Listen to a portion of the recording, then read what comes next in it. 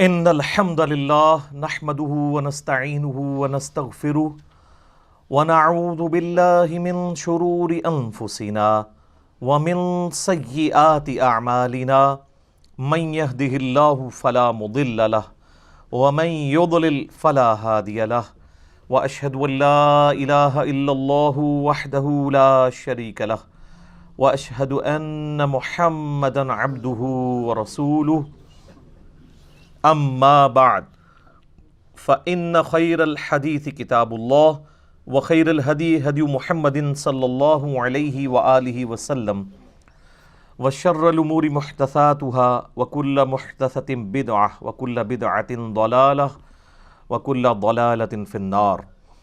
اعوذ باللہ السمیع العلیم من الشیطان الرجیم من ہمزہ ونفخہ ونفثہ بسم اللہ الرحمن الرحیم۔ رب اشرح لی صدری ویسر لی امری واحلل عقدۃ من لسانی یفقہوا قولی۔ بسم اللہ الرحمن الرحیم۔ ان اللہ وملائکتہ یصلون علی النبی یا ایہا الذین آمنوا صلوا علیہ وسلموا تسلیما۔ اللہم صل علی محمد وعلی آل محمد کما صلیت علی ابراہیم وعلی آل ابراہیم انک حمید مجید۔ اللہم بارک علی محمد وعلی آل محمد کما بارکت علی ابراہیم وعلی آل ابراہیم انک حمید مجید۔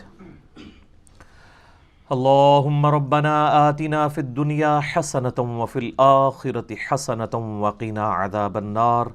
لا الہ الا انت سبحانک انی کنت من الظالمین۔ حسبنا اللہ ونعم الوکیل۔ یا حی یا قیوم برحمتک استغیث ولا حول ولا قوة الا باللہ العلی العظیم۔ ربنا آتنا من لدنک رحمۃ وہیئ لنا من امرنا رشدا۔ آمین۔ الحمدللہ آج 1 مارچ 2020 کو سنڈے کے دن قرآن کلاس نمبر 18 میں ہم انشاءاللہ تعالی سورۃ البقرہ کی آیت نمبر 99 سے سٹارٹ لیں گے۔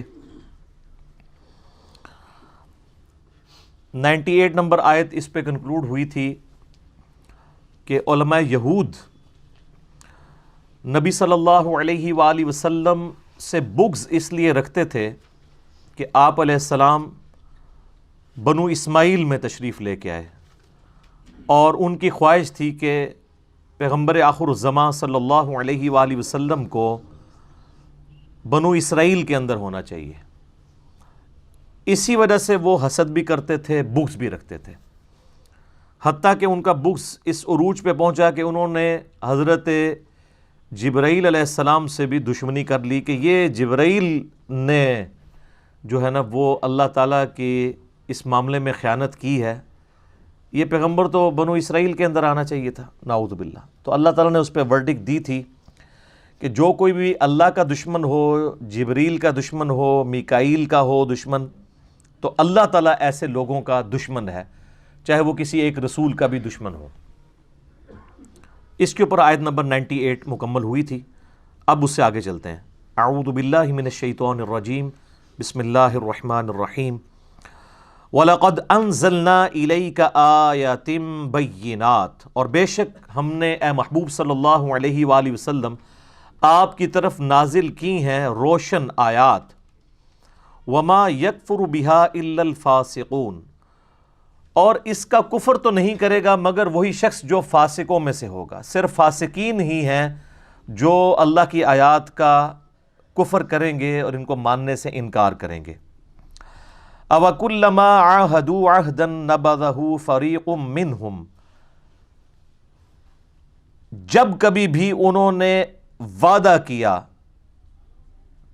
اللہ تعالیٰ کے ساتھ کہ وہ اللہ تعالیٰ کے پیغمبر کی پیروی اختیار کریں گے، کتابوں کی پیروی اختیار کریں گے، یعنی علماء یہود اور یہودی جو تھے، نَبَذَهُ فَرِيقٌ مِّنْهُمْ، تو ان میں ایک فریق ایسا آیا کہ جس نے عہد کو توڑ پھینکا۔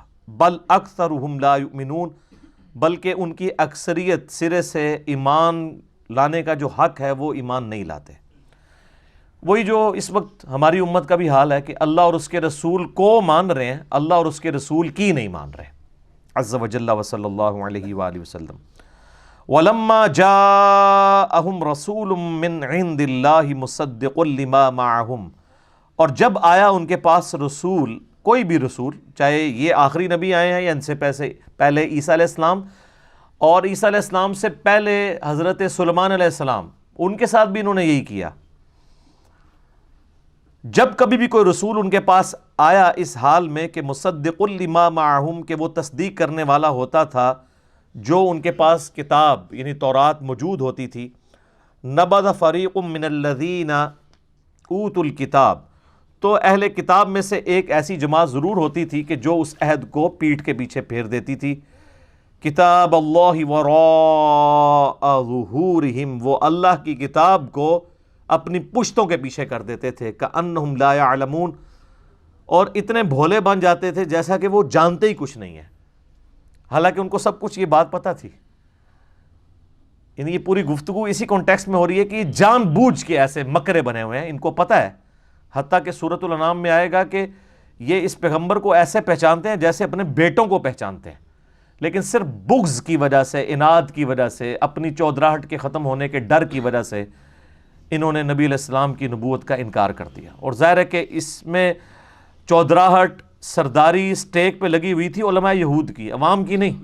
عوام کی مت علماء ہمیشہ مارتے ہیں، علماء سو۔ اب جب کبھی کوئی کتاب اللہ کو پس پش ڈال دے، انبیاء کی تعلیمات سے روگردانی کر دے، تو اس کا الٹیمیٹ نتیجہ یہ نکلتا ہے کہ وہ پھر تعویذ دھاگوں میں پڑ جاتی ہیں امت۔ اور یہی بنی اسرائیل کے ساتھ ہوا کہ جب انہوں نے اللہ کی کتاب کو پس پش ڈال دیا تو پھر وہ جادو سیکھنا شروع ہو گئے، تعویذات کا علم انہوں نے سیکھنا شروع کر دیا، شیاطین کا اتنا انٹریکشن ہو گیا کہ وہ انسانی شکل میں سامنے آ کے ان کو جادو سکھایا کرتے تھے اور وہ فخریہ جادو سیکھا کرتے تھے۔ حتیٰ کہ اللہ تعالیٰ نے 2 فرشتے نازل کیے ان کی آزمائش کے لیے، ہاروت اور ماروت۔ بابل شہر کا نام ہے، عراق کے اندر آج بھی ہے، بیبلونیا، اس شہر کے اندر۔ اور وہ فرشتے جب کبھی بھی کوئی ان کو اس طرح کے عملیات سکھاتے تھے تو ساتھ وہ یہ کہتے تھے کہ ہم تمہاری آزمائش ہیں، یہ علم نہ سیکھو، پھر بھی وہ یہ علم سیکھا کرتے تھے۔ تو اس میں ہاروت اور ماروت کا کوئی قصور نہیں تھا۔ اور یہ جو اسرائیلی روایتیں ہیں کہ وہ کسی عورت پر عاشق ہو گئے تھے اور آج بھی وہ فرشتے الٹے لٹکے ہوئے ہیں کسی کنویں کے اندر، وہ کنواں بھی بنایا ہوا ہے، بالکل جھوٹ ہے۔ قرآن کا واضح فتویٰ ہے کہ فرشتے کبھی بھی اللہ کے حکم کی سرتابی نہیں کرتے۔ شیطان نے اس لیے حکم عدولی کی کہ وہ جنات میں سے تھا، کان من الجن ففسق عن امر ربی، وہ جنوں میں سے تھا، سورۃ الکہف آیت نمبر 50، اس لیے اس نے اپنے رب کے حکم کی نافرمانی کی۔ ہاروت اور ماروت تو فرشتے تھے، تو اللہ تبارک و تعالیٰ کی وہ ڈیوٹی پوری کر رہے تھے۔ جیسا کہ ملک الموت علیہ السلام روح قبض کرتے ہیں تو اللہ کی ڈیوٹی پوری کر رہے ہیں۔ آپ اور میں کسی کی روح قبض کرنے کی کوشش کریں گے تو ہم پہ قتل کا مقدمہ لگ جائے گا، کیونکہ ہم اللہ کی ڈیوٹی پوری نہیں کر رہے ہوں گے، اللہ کی شریعت کو توڑ رہے ہوں گے۔ تو اب اسی کانٹیکسٹ میں یہ اگلی آیت ہے، بڑی اہم ترین آیت، سورۃ البقرہ کی آیت نمبر 102، وَاتَّبَعُوا مَا تَتْلُو الشَّيَاطِينُ عَلَى مُلْكِ سُلَيْمَانَ، اور پیروی کرنے لگے اس کی جو پڑھا کرتے تھے شیاطین سلیمان کے عہد حکومت کے اندر۔ نہیں، شیاطین زمین پہ اترتے تھے، لوگوں کو جادو سکھایا کرتے تھے، تو لوگ ان جادوگروں کی پیروی کرنا شروع ہو گئے، اللہ کی کتاب کو انہوں نے پسے پش ڈال دیا۔ وما کفر سلیمان، اور سلیمان علیہ السلام نے کفر نہیں کیا، یعنی یہ اللہ تعالیٰ نے کلیئر کیا، کیونکہ بنو اسرائیل میں ایسے لوگ بھی تھے کہ جو حضرت سلیمان علیہ السلام سے بھی بغض رکھتے تھے، اور وہ سمجھتے تھے کہ حضرت سلیمان علیہ السلام بھی ایکسیز آف ایول ہیں، کیونکہ ان کو بھی جو معجزات ملے ہوئے تھے وہ ان کو جادو سمجھتے تھے۔ ظاہر ہے سلیمان علیہ السلام کے بارے میں میرا کلپ ڈیٹیل ریکارڈ ہوا ہے، تخت بلقیس والا، پرندوں کی بولیاں وہ جانتے تھے، ہوا ان کے حکم سے چلتی تھی، اللہ تعالیٰ فرماتا ہے ان کی صبح کی جو مسافت ہے وہ 1 مہینے کے برابر ہوتی تھی اور شام کی 1 مہینے کے برابر۔ پہاڑ ان کے والد کے ساتھ، حضرت داؤد علیہ السلام کے ساتھ تسبیح کرتے تھے۔ اور پرندوں کی بولیاں کیا، ہد ہد ان کا جو تھا وہ ان کا سمجھ لیں کہ ایئر چیف تھا. تو اس قدر غیر معمولی صلاحیتیں ان کو حاصل تھیں کہ بعض لوگوں کو یہ گمان ہوا کہ یہ بھی جادوگر ہے. تو اللہ تعالیٰ نے حضرت سلیمان علیہ السلام کی کلیریفیکیشن دی ہے کہ سلیمان علیہ السلام کو جو کچھ دیا گیا وہ جادوگری نہیں تھی بلکہ وہ معجزات تھے. وما کفر سلیمان، سلیمان نے کوئی ایسا کفر نہیں کیا، ولکن الشیاطین کفروا، بلکہ لیکن، یہ لیکن کا لفظ اردو میں بھی استعمال ہوتا ہے، لیکن عربی میں لیکن، اردو میں لیکن، لیکن شیاطین کفر کرتے تھے. یعلمون الناس السحر، وہ لوگوں کو سحر، جادو سکھایا کرتے تھے. وما انزل علی الملکین، اور جو ہم نے نازل کیا تھا دو فرشتوں پر، ببابل، بابل شہر کے اندر، ہاروت و ماروت، ہاروت اور ماروت دو فرشتے تھے جن پہ ہم نے ایک ایسی خاص چیز نازل کی تھی، وہ آگے ذکر آ رہا ہے، جو وہ لوگوں کو سکھایا کرتے تھے. وما يعلمان من احد حتى يقولا، اور وہ اس وقت تک کسی کو وہ علم نہیں سکھاتے تھے جب تک کہ یہ کلیئر نہ کر دیں کہ یہ جو تم علم ہم سے سیکھ رہے ہو یہ فتنے والا علم ہے، یہ علم سیکھنا حرام ہے، یہ کفر ہے، یہ اللہ کی نافرمانی ہے. لیکن وہ آزمائش کے طور پہ سکھا رہے تھے. اللہ تعالیٰ، ظاہر ہے اللہ تعالیٰ نے یہ سارے معاملات کیوں پیدا کیے ہیں؟ تاکہ انسان کو آزمایا جائے. اب اللہ تعالیٰ نے خنزیر کو اللہ نہیں پیدا کیا نا، اور ہمارے اوپر پابندی لگا دی کہ اس کا گوشت نہیں کھانا. اس میں خنزیر کا تو کوئی قصور نہیں ہے، اس کو ہماری آزمائش کے لیے پیدا کیا. تو اس طرح اللہ تبارک و تعالیٰ نے جو یہ جانچنے کا نظام پیدا کیا، اس میں کوئی نہ کوئی اللہ تعالیٰ کی ڈیوٹی پوری کر رہا ہوتا ہے، بشرطے کہ کوئی بغاوت نہ کرے تو اس کے اوپر کوئی اس طرح کا بلیم نہیں آتا. تو جب کبھی بھی وہ کسی کو سکھانے لگتے تھے وہ دونوں، تو وہ کیا کہتے تھے؟ انما نحن فتنۃ، ہم تو نہیں مگر فتنہ، آزمائش ہیں تمہارے لیے، فلا تکفر، تو مت کفر کرو. یعنی فرشتے کہتے تھے کہ ہم کفر سکھا رہے ہیں لیکن کفر نہ سیکھو، یہ اللہ کی آزمائش ہے.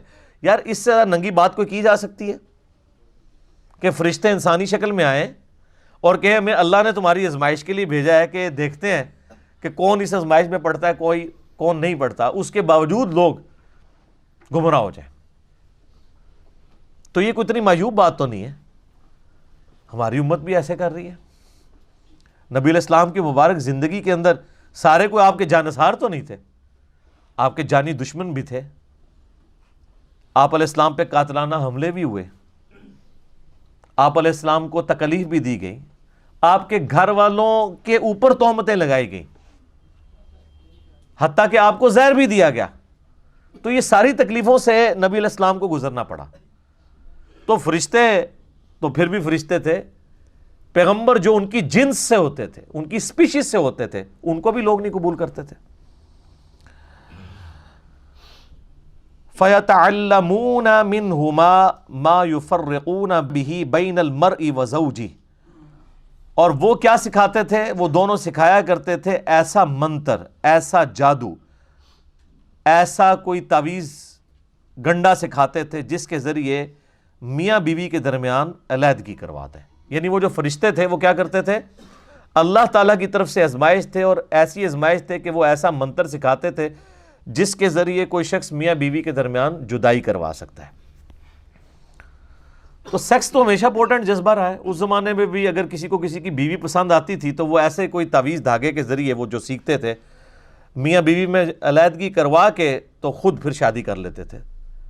تو اس طرح کے علوم آج کل بھی آپ دیکھیں مارکیٹ کے اندر عام ہے، لیکن ظاہر ہے کہ یہ علوم اسی وقت اثر کرتے ہیں کہ جب جن کے اوپر یہ عمل کیا جا رہا ہو وہ خود اللہ سے غافل ہو. اگر جو شخص سنت اذکار کرتا ہے اور وظائف کا اہتمام کرتا ہے، اللہ کے ساتھ جڑا ہوا ہے، تو دنیا کے سارے جادوگر مل کے کچھ نہیں کر سکتے. ایک نبی علیہ السلام کا جو واقعہ جادو والا ہے جس کے اوپر میرا کلپ بھی ریکارڈڈ ہے، وہ صرف اللہ تعالیٰ نے ایک رول ماڈل کے طور پر ایک واقعے سے آپ علیہ السلام کو گزارا. اس کے بعد کبھی آپ نے سنا ہو کسی صحابی پہ جادو ہوا ہو؟ حضرت عمر فاروق رضی اللہ تعالیٰ عنہ جنہوں نے سپر پاورز الٹ دی تھی، تو یہودی یروشلم میں بیٹھے ہوئے تھے اور وہ جادو میں مشہور تھے، کروا دیتے حضرت عمر کے اوپر جادو؟ نہیں. جب جادو کا علاج اتر آیا معوذتین آخری 2 صورتوں کی شکل میں، تو صحابہ کرام ان وظائف کا اہتمام کرتے تھے، اس لیے ان کے اوپر کبھی اس قسم کے سفلی جو علوم ہیں انہوں نے کبھی کوئی برا اثر نہیں دکھایا۔ تو اگر جادو سے ہی جنگیں جیتی جاتی تو وہ جیت لیتے، تو اس طرح نہیں ہوتا۔ خیر یہ الگ ٹاپک ہے، میں اس کی ڈیٹیل میں آج نہیں جاؤں گا۔ اللہ تعالیٰ فرماتا ہے کہ وہ میاں بیوی کے درمیان جدائی کروا دیتے تھے، اور یہ میاں بیوی کے درمیان جدائی کروانے کا فتنہ آج تک اسی طریقے سے جاری ہے۔ شیاطین یہ جدائی کرتے ہیں، اور اس کے لیے ضروری نہیں کسی نے تعویذ کروایا ہو، اپنی غلطیاں بھی آتی ہیں۔ اللہ تعالیٰ کے کچھ رولز اور ریگولیشنز ہیں، جو ان کو وائلیٹ کرے گا اس کے اوپر اللہ تعالیٰ کا وہ رول اپلائی ہو جائے گا۔ مثلا جو شخص بھی سخت سردیوں کی رات میں ننگے پاؤں ٹھنڈے فرش پہ پھرے گا تو اس چیز کے چانسز ہیں کہ اس کو ٹھنڈ لگ جائے۔ اب وہ یہ تو نہیں کہہ سکتا میں نے دعائیں پڑھی ہوئی ہیں۔ دعا کا اثر اس وقت تک ہے جب تک آپ اپنے اوپر خود تقدیر غالب نہ کر لیں۔ اگر کوئی دعا پڑھ کے تو سانپ کے منہ میں ہاتھ دے دیتا ہے تو دعا کا کوئی اثر نہیں ہوگا، کیونکہ ان ساری دعاؤں کے ساتھ آتا ہے ناگہانی آفات جو انسان نے خود اپنے اوپر اپلائی نہ کی ہوں۔ اب ایک بندہ کہ جی میں بسم اللہ پڑھ کے ساکٹ میں 2 انگلیاں دے دوں تو انشاءاللہ اوپر ہی پہنچے گا۔ ہاں آپ کو کہانیاں کرائی گئی ہیں کہ حضرت خالد بن ولید نے بسم اللہ پڑھ کے زہر پی لیا تھا۔ یار آپ کی عقل کام کرتی ہے کہ خالد بن ولید رضی اللہ تعالیٰ عنہ اس طرح کی غیر شرعی حرکت کریں؟ صحیح بخاری کے اندر موجود ہے، ایک یہودیہ نے نبی علیہ السلام کی دعوت کی، ابو داؤد میں بھی بڑی ڈیٹیل کے ساتھ یہ واقعہ آتا ہے، اور اس نے آپ علیہ السلام کے کھانے میں بھنی ہوئی بکری چونکہ آپ کو پسند تھی اس کے اندر زہر ملا دیا۔ آپ علیہ السلام نے جب کھانا شروع کیا تو آپ کے ساتھ باقی صحاب بھی تھے، تو جیسے ہی آپ نے لقمہ زبان پہ رکھا تو اس لقمے نے بول کے کہا کہ یا رسول اللہ مجھے آپ نے نہیں نگلنا، میرے اندر زہر ہے، تو آپ نے وہ تھوک دیا۔ لیکن اس دوران کئی صحابہ جنہوں نے ایک ایک لقمہ چکھ لیا تھا ان میں سے کئی صحابہ شہید ہو گئے اس زہر کی وجہ سے، اور اس کے قصاص میں اس عورت کو قتل بھی کروایا گیا۔ ظاہر اس نے زہر دیا تھا، تو اسے پوچھا گیا بھی تم نے یہ کیوں کیا ہے؟ تو اس نے کہا کہ میں نے چیک کرنا تھا آپ اللہ کے رسول ہیں یا نہیں، اگر آپ اللہ کے رسول ہیں تو اللہ آپ کو بتا دے گا، اور اگر آپ اللہ کے رسول نہیں ہیں تو آپ سے ہماری جان چھوٹ جائے گی۔ خیر ایمان کی دولت پھر بھی نہیں ان کو نصیب ہوئی اس واقعے کے بعد بھی۔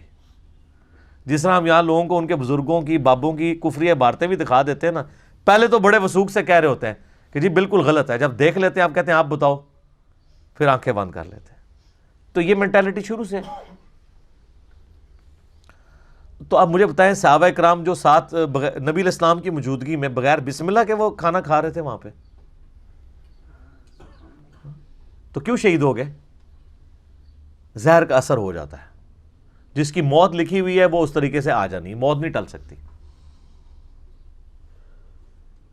اور پھر صحیح بخاری میں یہ آتا ہے کہ 4 سال تک نبی علیہ السلام کو اس زہر کی وجہ سے تکلیف رہی، حتیٰ کہ آپ کی وفات بھی اسی میں ہوئی ہے، کیونکہ آپ کو اللہ تعالیٰ نے اس طرح دشمنوں کے ہتھے تو نہیں چڑھنے دینا تھا۔ کتب اللہ لأغلبن انا ورسولی، اللہ نے یہ طے کر دیا کہ میں اور میرے رسول غالب رہیں گے، تو اس کے تحت اللہ نے آپ کو اسپیشل پروٹیکشن دی۔ لیکن آپ کی خواہش تھی، صحیح بخاری میں حدیث ہے، میری خواہش ہے اللہ کی راہ میں قتل کیا جاؤں، پھر زندہ کیا جاؤں، پھر قتل کیا جاؤں، پھر زندہ کیا جاؤں، پھر قتل کیا جاؤں، پھر زندہ کیا جاؤں، پھر قتل کیا جاؤں۔ تو یہ خواہش اللہ تعالیٰ نے انڈائریکٹلی پوری کر دی اور آپ کو شہادت کے مرتبے تک پہنچایا۔ میرا یوٹیوب پہ ایک کلپ بھی اپلوڈڈ ہے، کیا نبی علیہ السلام شہید ہوئے تھے، اس میں یہ ساری احادیث بتائی ہیں، باقاعدہ ان کو ڈسپلے کروایا ہے، ایک ایک کا جے پی جی دکھایا ہے کہ یہ اس طریقے سے یہ معاملہ ہوا تھا۔ تو وہ زہر کا اثر واپس آیا۔ بخاری کے الفاظ ہیں، عائشہ کہتی ہیں کہ نبی علیہ السلام مجھے کہتے تھے کہ وہ غزوہ خیبر کے موقع پر جو میں نے گوشت کھایا تھا آج میری رگیں کاٹ رہا ہے، اور نبی علیہ السلام کو اللہ نے آنرری طور پہ شہادت کے درجے کے اوپر فائز کیا اللہ کے حکم سے، یعنی اس کا زہر واپس آ گیا، ورنہ جو شہید ہونے والے تھے وہ تو اسی وقت ہی ہو گئے تھے۔ لیکن نبی علیہ السلام 4 سال تک سروائیو کیا، اللہ تعالیٰ نے اس اثر کو واپس لے کے آئے۔ تو کوئی نقصان اس طریقے سے نہیں پہنچا سکتا الا یہ کہ کسی کے مقدر میں ہو. تو یہ جھوٹے واقعات ہیں کہ بسم اللہ پڑھ کے زہر کھا لیا. تقدیر کو جو اپنے اوپر غالب کرے گا اس کے اوپر کوئی وظیفہ اثر نہیں کرے گا. یہ ذہن میں رکھنا ہے. یہ ناگہانی آفات کے لیے ہوتا ہے, اور ناگہانی آفات بھی ادر دین موت. موت نہیں ٹلے گی. موت اور بڑھاپا یہ دو ایسی چیزیں ہیں جن کا کوئی میڈیکل علاج بھی نہیں ہے. اور نبی علیہ السلام کی آپ طب نبوی کے اوپر حدیث اٹھا کے دیکھیں تو ہمیشہ آپ کو ملے گا کہ موت اور بڑھاپے کے علاوہ ہر مرض کی دوا اللہ نے رکھی ہوئی ہے. لیکن بڑھاپا اور موت آج بھی نہیں ہے سر, کوئی بڑھاپا نہیں کم. اگر کوئی شخص اپنی سکن سرجری کرا بھی لے تو اس کے اندر اعضاء کی عمر تو پوری ہو چکی ہوتی ہے, صرف چہرے کو مینٹین کیا ہے نا اس نے. وہ بھی کس حد تک, وہ کتنے بھدے لگ رہے ہوتے ہیں آپ کو پتہ ہی ہے, جو زبردستی اس طرح کی سکن ٹائٹ کرواتے ہیں. اور اگر آپ کا لیونگ سٹینڈرڈ درست نہیں ہوگا تو میرے بھائی کئی لوگ ہیں جن کی عمر تو 40 سال ہے لیکن ان کے گردے 60 سال کے ہو چکے ہیں, کیونکہ انہوں نے خوراک صحیح استعمال نہیں کی. ان کا معدہ ہو سکتا ہے 70 سال کا ہو چکا ہو, اس طرح کی باہر کی گندی غذائیں انہوں نے کھائی ہیں کہ جتنا اس نے ٹیمپر ہونا تھا 40 سالوں میں, 70 سالوں کے اندر وہ 40 سال میں ہی ہو گیا. تو اس کو کہتے ہیں انسان کی ہر عضو کی ایک میڈیکل لائف ہوتی ہے. تو یہ اللہ تبارک و تعالیٰ نے ایک سسٹم رکھا ہوا ہے. تو یہ میاں بیوی کے درمیان وہ علیحدگی کروایا کرتے تھے اس کی وجہ سے. صحیح مسلم میں ایک حدیث ہے کہ شیطان کا تخت پانیوں پہ لگا ہوا ہے اور رات کے وقت سارے اس کے چیلے آ کے اسے رپورٹ کرتے ہیں اور بتاتے ہیں کہ آج ہم نے کون کون سے گناہ کے کام کروائے. کوئی آ کے کہتا ہے کہ آج میں نے فلاں شخص سے چوری کروائی, فلاں شخص سے میں نے قتل کروا دیا, فلاں شخص سے میں نے زنا کروا دیا.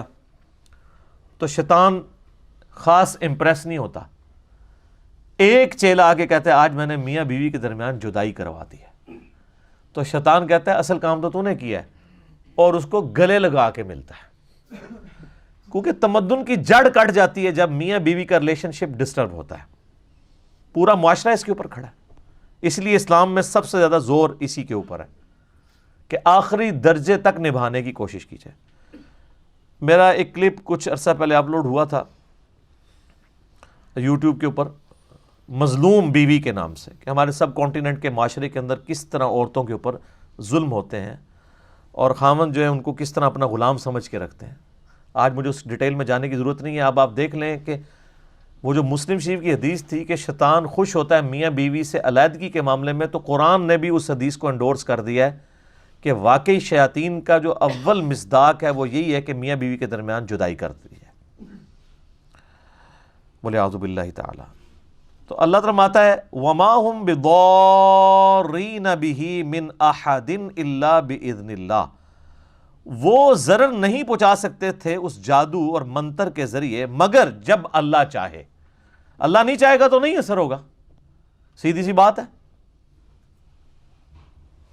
اور جب اللہ چاہے گا تو کوئی بچت نہیں کر سکتا. سورہ الزخرف میں آیا کہ جو رحمان کے ذکر سے روگردانی اختیار کرتے ہیں اللہ ان پر شیطان مسلط کر دیتا ہے جو اس کا برا ساتھی بن جاتا ہے. اللہ کر دیتا ہے شیطان. یہ شیطان اللہ کا چھوڑا ہوا کتا ہے نا, اور ہر انسان کے ساتھ ہے.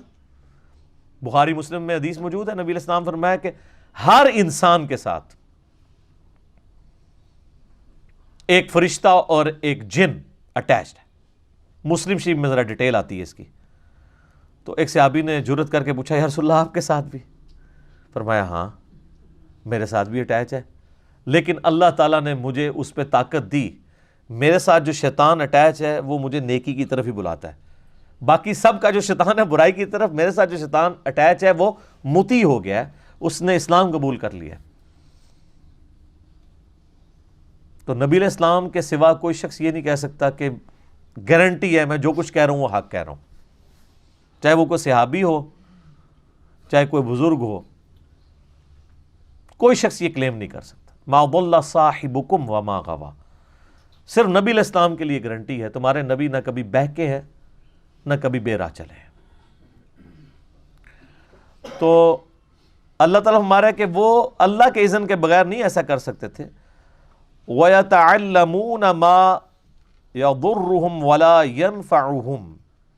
اور وہ چیز جو ضرر رساں ہے ان کے لیے اور نہیں نفع پہنچا سکتی انہیں، وہ سیکھتے تھے۔ ظاہر ہے کہ دنیا میں اگر کوئی منفعت حاصل بھی کر لے، آخرت میں تو اس کا نقصان ہے۔ جادوگر تو کافر ہو جاتا ہے کیونکہ وہ ایسے الفاظ بولتا ہے جو کفر کی کیٹیگری میں فال کرتے ہیں۔ اس لیے آپ دیکھ لیں سعودیہ کے اندر تو جادوگر کی سزا قتل ہے، سیدھا سیدھا فساد فی الارض کر رہا ہے وہ۔ وَلَقَدْ عَلِمُوا لَمَنِ اشْتَرَاهُ مَا لَهُ فِي الْآخِرَةِ مِنْ خَلَاقٍ، اور وہ اچھی طرح یہ جانتے تھے کہ جو وہ سودا کر رہے ہیں ان کا اب آخرت میں اللہ کی رحمت میں کوئی حصہ نہیں ہے، بڑا ہی برا سودا کر رہے ہیں وہ، یعنی اپنی آخرت بیچ کے دنیا حاصل کر رہے ہیں نا، دنیا کی منفعت کی خاطر کفر کر کے، سحر کر کے، اس سحر کے ذریعے کیا کر رہے ہیں؟ اپنی آخرت برباد کر رہے ہیں۔ تو دنیا خرید رہے ہیں آخرت کو برباد کر کے، تو کتنا برا وہ سودا کر رہے ہیں۔ اور اہل ایمان کی نشانی سورہ توبہ میں کیا آئی کہ اللہ تعالیٰ نے مومنین کی جانیں اور مال جنت کے بدلے میں خرید لی ہیں، وہ اپنی جان اور مال لٹا دیتے ہیں جنت کے حصول کے لیے۔ اور یہاں پہ جو فاسقین ہیں، جو کفر کرنے والے ہیں، اللہ کے باغی ہیں، ان کا ایٹیچیوڈ کیا ہے کہ وہ دنیا حاصل کرنے کے لیے اپنی آخرت داؤ پہ لگا دیتے ہیں۔ مَا لَهُ فِي الْآخِرَةِ مِنْ خَلَاقٍ، آخرت میں ان کا کوئی حصہ نہیں ہے۔ وَلَبِئْسَ مَا شَرَوْا بِهِ أَنفُسَهُمْ لَوْ كَانُوا يَعْلَمُونَ، اور کتنی ہی بری چیز ہے جس کا انہوں نے سودا کیا ہے اپنی جانوں کو، اس یعنی دوزخ کی آگ میں جھونک کے۔ لَوْ كَانُوا يَعْلَمُونَ، کاش وہ اس بات کو جانتے ہوتے۔ جانتے تو وہ تھے، مراد یہ کہ جاننے والا جانتے۔ یہاں پہ آپ بڑے سے بڑے ڈاکو سے پوچھ لیں کہ ڈاکہ مارنا کیسی چیز ہے، کہے گا جی بری چیز ہے۔ اپنے بچوں کو وہ کوشش کرے گا کہ ان کی تربیت صحیح کرے، تو اس کا کیا مطلب ہے؟ اس کو پتہ ہے۔ لیکن اللہ تعالیٰ جو اس طرح کی ورڈک دیتا ہے نا، کاش یہ جانتے ہوتے، مراد یہ کہ واقعی اس کو سیریس لیتے۔ اب کتنے لوگ ٹی وی پہ آ کے کہتے ہیں جان اللہ کو دینی ہے، اور کرتوت ان کے دیکھ لیں۔ اگر اللہ کو جان دینی ہو تو انسان جھوٹے الزامات کسی کے اوپر لگائے، اللہ رسول کی قسمیں کھائے۔ واقعی اگر دینی ہو تو وہ اسی طرح جان اللہ کو دینی ہے جس طرح ہم لوگ کہتے ہیں ایک ڈوگما لے کے چل رہے ہوتے ہیں، ایک جسے وہ رچرڈ ڈاکنز بھی ڈیلوژن کہتا ہے، ڈیلوژن ہی لے کے چل رہے ہوتے ہیں۔ اگر واقعی کنوکشن والا ایمان ہو تو پھر انسان کی زندگی میں نظر آتا ہے کہ واقعی اس نے جان اللہ کو دینی ہے، پھر انصاف کے اوپر مبنی بات انسان کرتا ہے۔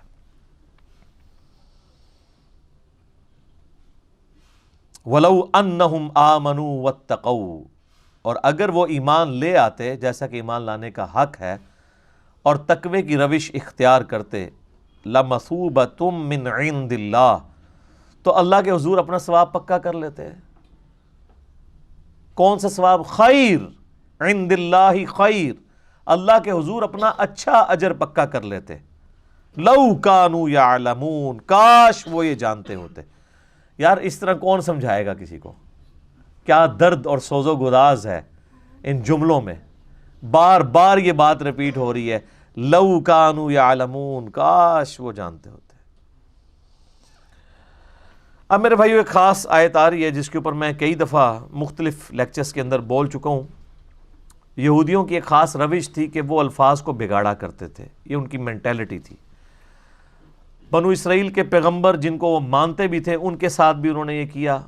حکم ہوا کہ جب تم نے یروشلم فتح ہوگا اور تم نے وہ اس شہر کے دروازے سے انٹر ہونا ہے، اریحا شہر جیریکو، تو حطۃ کہتے ہوئے داخل ہونا ہے، تو اللہ تعالیٰ تمہاری غلطیوں کو معاف کر دے گا۔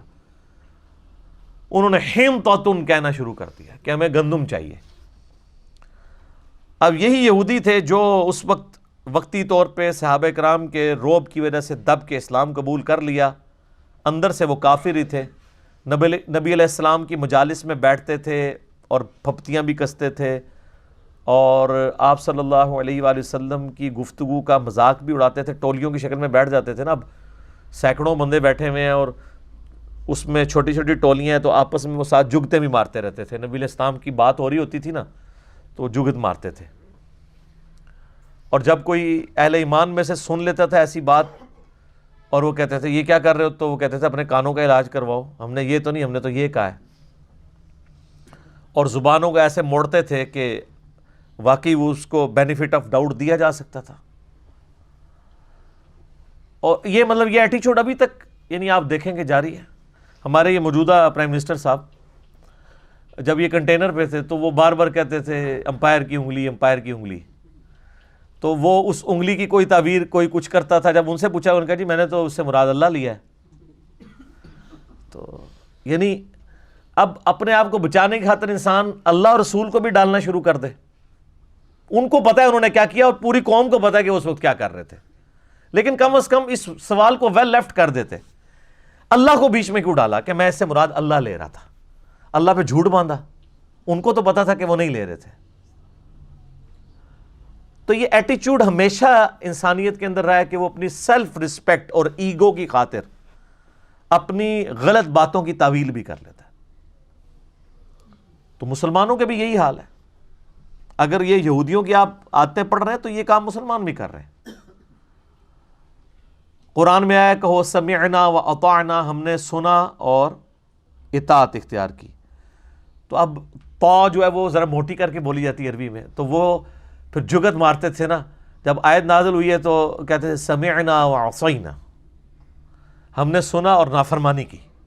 عصینا کہتے ہیں نافرمانی کو. اب کسی اور نے پاس سن لیا کہ یہ کیا بکواس کر رہے ہو، کفر بول رہے ہو، تو کہا کہ نہیں ہم نے تو اطعنا کہا ہے، تمہیں سننے میں خرابی لگی ہے. اس وقت تو کوئی ریکارڈنگ نہیں کر سکتا تھا نا کہ ریکارڈنگ کر کے سنا لیتا، کوئی خفیہ کیمرہ نہیں تھا. یہاں پہ بھی وہ کیا کرتے تھے، سورہ البقرہ کی آیت نمبر 104 میں آ رہا ہے. صحابہ کرام کی عادت تھی کہ وہ نبی علیہ السلام سے جب دین سیکھ رہے ہوتے تھے تو کوئی بات سمجھ نہیں آتی تھی تو وہ یہ کہتے تھے، ان کا تقیہ کلام تھا راعینا یا رسول اللہ، یا رسول اللہ ہماری رعایت فرمائیں، یعنی بات کو ریپیٹ کر دیں، ہمیں بات سمجھ نہیں آئی. اب یہ بالکل معقول لفظ تھا، وہاں پہ ریناؤنڈ تھا. اب یہودیوں کو چونکہ وہ جگت باز تھے، وہ جگت تو فوراً پکڑتے تھے، جس طرح ہمارے فیصلہ بادیے پکڑ لیتے ہیں، کیا کی بات کو کیا بنا دیتے ہیں. تو انہوں نے نا رائینا کہنا شروع کر دیا، یعنی صحابہ کہہ رہے ہیں رائینا یا رسول اللہ، تو وہ اپنی ٹولی میں بیٹھے ہوئے ہیں اب اسی جگہ ہی پہ، اور رائینا راعینا. اب راعینا کا مطلب بنتا ہے اے ہمارے چرواہے. ایک تھوڑا سا اس لفظ کو کھینچنے کی وجہ سے مطلب دوسری طرف چلا جاتا ہے. اب صحابہ کرام تو نعوذ باللہ نبی علیہ السلام کے لیے اپنی جانیں دینے کے لیے تیار تھے، وہ کب آپ علیہ السلام کے لیے اس طرح یہ لفظ استعمال کر سکتے تھے؟ تو حالانکہ آپ علیہ السلام نے یعنی بکریاں چرائی ہیں اور اس کے عوض معاوضہ بھی لیا ہے. آپ کا بچپن بڑا یعنی ایک ٹف ماحول میں گزرا ہے، اور تمام انبیاء کو اللہ تعالیٰ پریکٹس کرواتا ہے. لیکن یہودی جو ہیں وہ کسی اور سینس میں اس کو کہہ رہے ہوتے تھے، بدتمیزی کے لیے، آپ کو ڈس آنر دینے کے لیے، نعوذ باللہ. تو اللہ تعالیٰ کو چونکہ یہ بات اللہ کو تو پتا تھا یہ کیا کر رہے ہیں، تو اللہ تعالیٰ نے صحابہ کرام کو کہا کہ اے اہل ایمان تم اس لفظ کو ہی چھوڑ دو جس کو یہودی بگاڑتے ہیں. تو وہ آیت ہے اب یہ سورۃ البقرہ آیت نمبر 104، یا ایھا الذین آمنوا لا تقولوا راعینا، اے ایمان والو مت کہا کرو راعینا، وقولوا انظرنا، بلکہ کہا کرو یا رسول اللہ ہمارا انتظار کر لیں، نظر رحمت فرمائیں، تھوڑی دیر کے لیے انتظار کر کے اس بات کو ریپیٹ کرتے. یعنی ایک ایکویلنٹ ورڈ دے دیا راعینا کی بجائے انظرنا. واسمعوا، اور بات غور سے سنا کرو، یعنی نوبت ہی نہ آئے دوبارہ پوچھنے کی. ایک تو آپ علیہ السلام بولتے بھی بہت آہستہ تھے نا، آواز بھی کم تھی اور بولنے کی رفتار بھی کم تھی. بخاری مسلم میں آتا ہے کہ اما عائشہ کہتی ہیں کہ ایک عام آدمی آپ علیہ السلام کے الفاظ گن بھی سکتا تھا، آپ علیہ السلام اس طرح آہستہ آہستہ بولتے تھے جب تعلیم دی جا رہی ہوتی. آپ دیکھیں نا اب اس وقت قرآن کلاس میں جو میری ٹون ہے، اور یہی ٹون جب مجلس میں جائے گی تو آپ کو فرق نظر آئے گا، کیونکہ وہاں کوشچننگ ہو رہی ہوتی ہے 1 to 1، اس کا ڈیکورم ڈیفرنٹ ہوتا ہے. لیکن درس و تدریس کا ڈیکورم یہی ہوتا ہے کہ آہستہ آہستہ ٹھہر ٹھہر کے بات کو سمجھانا. اور سوال و جواب کا کانٹیکسٹ وہی ہوتا ہے. یہ دونوں چیزوں کو مکس نہیں کرنا چاہیے. یہ اسی طریقے سے ہے کہ ایک بندہ وہ بریانی کو اور مرغ پلاؤ کو ایک سمجھنا شروع کر دے, وہ دونوں کا ٹیسٹ ڈفرینٹ ہے. ٹھیک ہے, مرغ پلاؤ میں بریانی مسالہ نہیں ڈال سکتا, اور بریانی بغیر بریانی مسالے کے نہیں بن سکتی. تو آپ علیہ السلام کی جو عام گفتگو تھی وہ بڑی آہستہ, دھیمی اور یہ ہوتی تھی. لیکن جب آپ تقریر کر رہے ہوتے تھے نا ممبر پہ, وہ تو پھر مسلم شریف کے الفاظ ہیں, آنکھیں سرخ ہو جاتی, آواز بلند ہو جاتی, گویا کہ آپ علیہ السلام ایک جرنیل کی مانند اپنے آڈینس کو ڈرا رہے ہوتے قیامت کے دن سے. صحیح مسلم 2005 نمبر حدیث ہے یہ, اور اس میں الفاظ ہیں غصے میں اضافہ ہو جاتا, یعنی جلال کے اندر. آپ علیہ السلام کا جو سٹائل تھا بولنے کا بڑا جلالی ہوتا تھا. یہ جو آج کے واعظین ہیں وہ کہتے ہیں میٹھا بولیں میٹھا بولیں, یہ میٹھا سٹائل نبی علیہ السلام کا نہیں تھا. وہ عام مجلس میں گفتگو میں ایسا ہوتا تھا, لیکن جب آپ تقریر کے لیے ڈیکورم سے ہوتے تھے پھر پگڑی بھی آپ باندھتے تھے. پگڑی ایک پروٹوکول ہوتا ہے نا, تو ایک خاص سٹائل میں گفتگو ہوتی تھی. تو کہا گیا کہو انظرنا, یا رسول اللہ انتظار کریں. واسمعوا, پہلے ہی بات غور سے سن لیا کرو تاکہ دوبارہ نوبت ہی نہ آئے. یار کیا انداز محبت ہے اپنے محبوب کے ساتھ صلی اللہ علیہ وآلہ وسلم. صحابہ کرام کو الٹرنیٹو بھی دیا جا رہا ہے اور ساتھ ہلکی سی ڈانٹ بھی پلائی جا رہی ہے کہ پہلے کیوں نہیں کان کھول کے سن دیو, کہ ضرورت ہی نہ پوے بار بار. واسمعوا وللکافرین عذاب علیم, اور کافروں کے لیے دردناک عذاب ہے جو تلے ہوئے ہیں نبی علیہ السلام کی توہین کے اوپر. اچھا, اب یہاں کافر سے مراد وہ کافر ہیں جو قانوناً مسلمان تھے لیکن اندر سے منافق تھے. اور قرآن میں منافقین کو بھی یا ایھا الذین آمنوا کہہ کے کہا گیا, کیونکہ قانوناً وہ مسلمان تھے. اور منافقین کا بھی جو بعد میں بھی پتہ چلا تو ایک عبداللہ ابن ابی ہے جس کا مین پتہ ہے. باقیوں کے تو نام حذیفہ ابن یمان کو نبی علیہ السلام نے بتائے ہیں, باقیوں کو تو پتہ بھی نہیں تھا. نمازیں بھی پڑھتے تھے, تکبیر اولیٰ سے پڑھتے تھے. مسلم شریف میں حدیث ہے, عبداللہ ابن مسعود کہتے ہیں کہ نبی علیہ السلام کے زمانے میں اگر کوئی بیمار ہو کے اتنا لاغر ہو جاتا کہ وہ دو بندوں کے سہارے مسجد میں آتا تو وہ دو بندوں کے سہارے ہی آتا تھا کہ کہیں اسے منافق نہ سمجھ لیا جائے. یعنی منافق بھی اتنے پکے نمازی تھے کہ وہ بھی مسجد میں ہی نماز پڑھتے تھے. پاکستان میں مسلمان ہونے کے لیے نماز کوئی ضروری نہیں ہے, لیکن ریاست مدینہ جو اوریجنل تھی اس میں نماز اتنی ضروری تھی کہ اگر آپ نماز نہیں پڑھیں گے تو آپ مسلمان نہیں ہیں. یہ فرق میں آپ کو بتا رہا ہوں. تو نبی علیہ السلام کا احترام سکھایا گیا.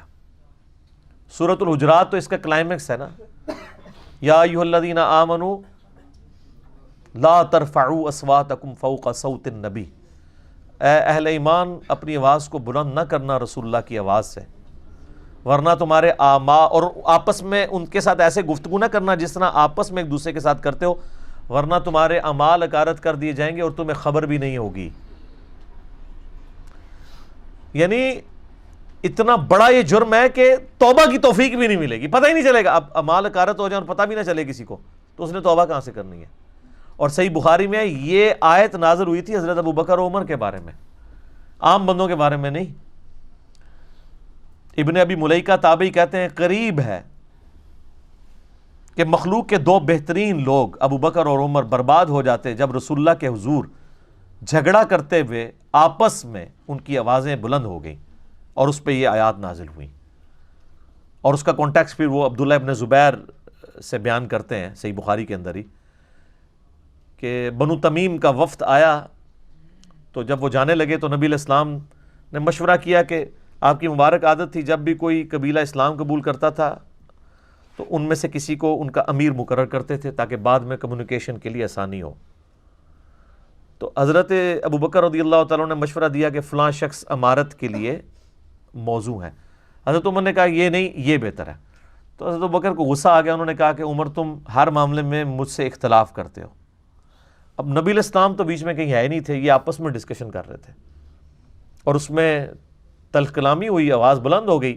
قرآن کی آیات نازل ہوئی کہ رسول اللہ کی موجودگی میں بھی جس نے آواز بلند کی, رسول اللہ سے تو بدتمیزی کا تو سوال ہی نہیں نہ پیدا ہوتا, ان کی موجودگی میں بھی آپس میں لڑے تو فارغ. بخاری کے الفاظ ہیں، جب یہ آیات نازل ہوئیں تو حضرت عمر اتنی آہستہ آواز میں گفتگو کرتے تھے کہ نبی علیہ السلام کو سنائی نہیں دیتی تھی، اور آپ کئی دفعہ یہ کہتے تھے عمر تھوڑا تو اونچا بولو، مجھے سمجھ نہیں آ رہی، اتنا ڈر گئے۔ پھر اللہ تعالیٰ نے قرآن میں اگلی آیات نازل کی، ان الذین یغضون اصواتهم عند رسول اللہ، بے شک جو لوگ رسول اللہ کے حضور اپنی آوازوں کو پست رکھتے ہیں، اللہ نے ان کے دلوں کو تقوی کے لیے چن لیا ہے، ان کے لیے اجر عظیم ہے، مغفرت ہے۔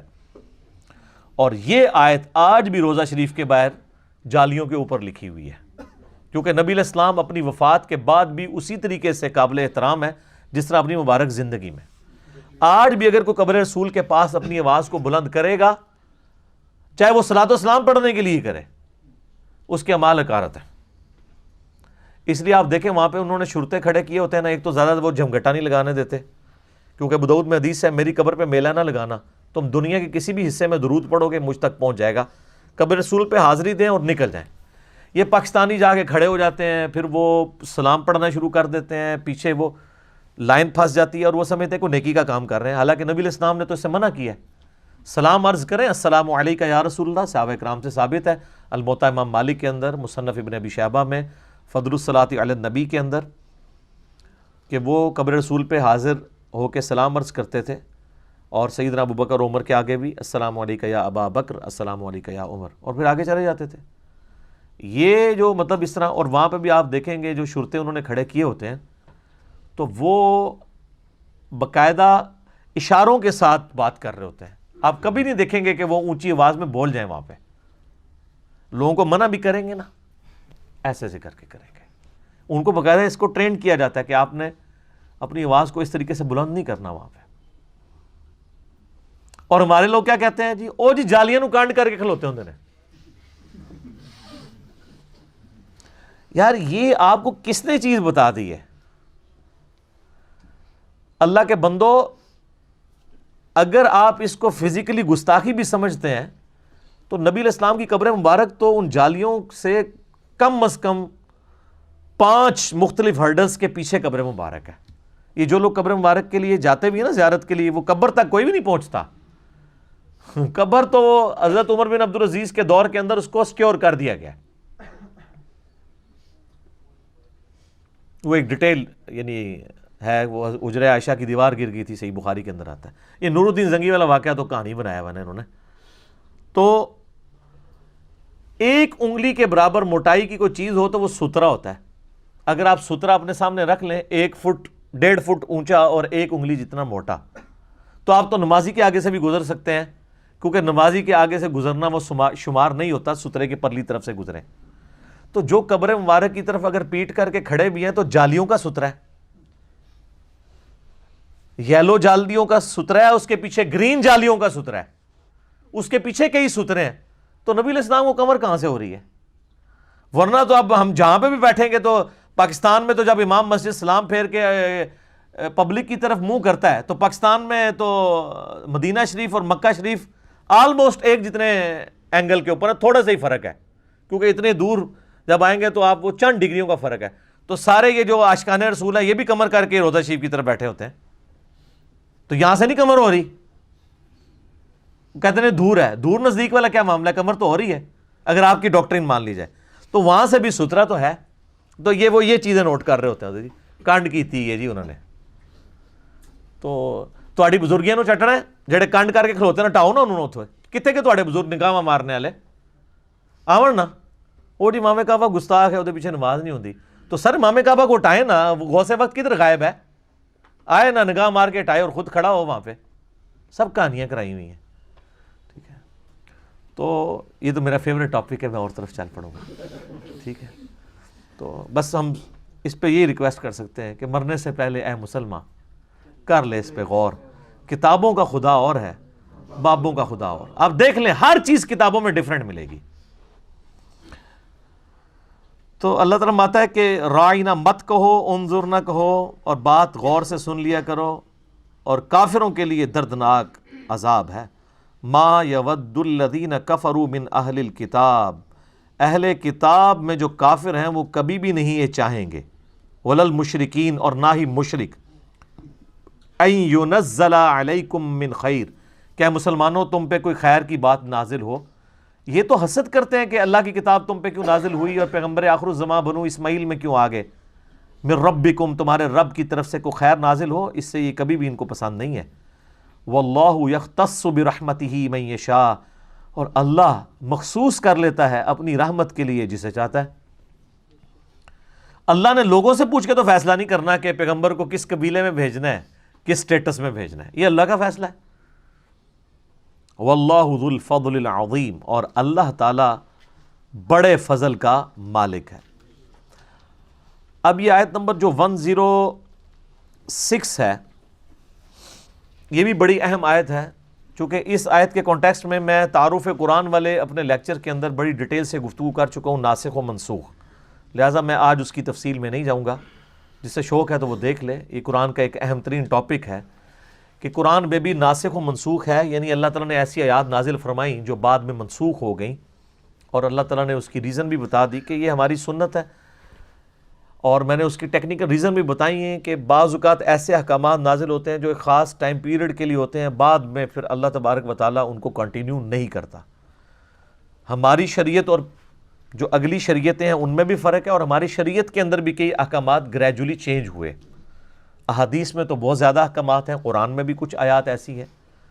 مثال کے طور پہ پہلے مسلمانوں پہ فرض تھا کہ وہ وصیت کریں کہ مرنے کے بعد مال اس طریقے سے تقسیم ہوگا، سورۃ البقرہ کے اندر۔ پھر سورہ نساء کے اندر اللہ تعالیٰ نے پوری وراثت کی تقسیم خود ہی فرما دی، تو اب وہ آیات منسوخ ہیں۔ اس حوالے سے شاہ ولی اللہ دہلوی کی کتاب ہے الفوز الکبیر فی اصول التفسیر، اس میں باقاعدہ ایک پورا چیپٹر ہے ناسخ و منسوخ کے اوپر، اور شاہ ولی اللہ کے نزدیک 5 آیات قرآن میں ایسی ہیں جو منسوخ ہوئی ہیں، اور ان کی ناسخ آیات بھی قرآن کے اندر موجود ہیں، اور اگر آپ ان کو بھی دقت نظر سے دیکھیں تو وہ وقتی احکامات ہیں، جس میں سے ایک میں نے یہ بتائی۔ اسی طریقے سے سورۃ الانفال میں آتا ہے کہ ایک مسلمان 10 کافروں پر بھاری ہے، پھر آیت نازل ہوئی کہ اب اللہ نے تمہاری کمزوری کو جانچا ہے، تو اب ایک مسلمان 2 کافروں پہ بھاری ہوگا، جو ریشو پروپورشن نہیں وہاں پہ بیان ہوئی۔ یعنی ظاہر جب تعداد بڑھ گئی تو پھر 125 جو صحابہ مکے میں تربیت یافتہ تھے، اس طرح کے صحابہ تو بعد والے نہیں تھے نا، تو اوورآل ریشو پروپورشن گر گئی۔ یہ نہیں ہے کہ وہ 125 کو کوئی فرق لگ گیا تھا، وہ 125 تو جاندار ہی تھے، لیکن اب 125 میں جب 1025 ایڈ ہوں گے، اس لیول کے نہیں ہوں گے، تو ریشو تو نیچے ہی آئے گی نا۔ وہ 125 جو ہیں وہ 10 پہ ہی بھاری ہیں، لیکن بعد والے اس لیول کے نہیں ہیں۔ تو اب یہ یعنی اللہ تعالیٰ نے ناسخ و منسوخ کو اس حوالے سے اس میں بریف کیا۔ بس اس کو آیت کو کور کر لیتے ہیں۔ ما ننسخ من آیت او ننسیہا، ہم کوئی آیت منسوخ کر دیں یا آپ کو بھلا دیں، نأتی بخیر منہا، تو اس سے بہتر آیت پھر ہم لے آئیں گے قرآن کے اندر، او مثلہا، یا کم از کم اس کے برابر۔ الم تعلم ان اللہ علی کل شیء قدیر، کیا تم نے نہیں جانا کہ اللہ تعالیٰ ہر چیز پر قادر ہے؟ یعنی اللہ تبارک و تعالیٰ ہر چیز پر قادر ہے، اللہ اپنی تقدیر کا بھی محتاج نہیں ہے۔ دیکھیں نا جناب، وہ رول اپنی جگہ ہے، لا تبدیل لکلمات اللہ، اللہ کے کلمات نہیں بدلتے، لیکن وہ کلمات کون سے ہیں جو اللہ نے فکس کر لیے ہوئے ہیں۔